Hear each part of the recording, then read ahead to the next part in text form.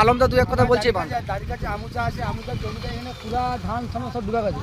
আমুচা মাথায় মানে চাষযোগ্য জমিটা পুরো ডুবে গেছে জলে। একটা ধান ফুলে গেল, ধান এই কদিন তো কাটবে, আর বাদামগুলো পুরো ভাসছে। দাদা আপনার নাম? শেখ বাবু। তো ফাইনালি আজকে বাড়িতে বসে বসে বোরিং লাগছিল, তারপর ফাইনালি আমরা চলে এলাম বাঁধ দেখতে। বিড়াই নদীর যে বাঁধ, সে বাঁধটা পুরো ব্রিজের উপরে কাছাকাছি উঠবে সেই অবস্থায় আছে। তো তোমাদেরকে আমি ভিডিওর মাধ্যমে দেখাচ্ছি, তোমরা দেখতে থাকো। খুব সুন্দর মনোরম পরিবেশ, তার সাথে যে বাঁধটা বেড়েছে একদিক থেকে ভালো লাগছে, একদিক থেকে খারাপ লাগছে। বহু মানুষের ক্ষতি হয়ে গেছে, কারণ চাষযোগ্য জমিতে জল উঠে গেছে।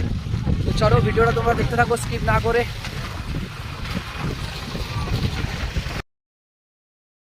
তো গুড মর্নিং বন্ধুরা, শুভ সকাল। তো স্যাঁতস্যাঁতে রাস্তায় আমরা দেখতে পাচ্ছ বেরিয়ে পড়েছি আমি আর আলম। তো আমরা এখন কোথায় যাব সেটা তোমাদের সাথে মিনি ব্লগের মাধ্যমে শেয়ার করব। তো এখন আমরা আছি দ্বারিকা পেট্রোল পাম্প পেরোবো।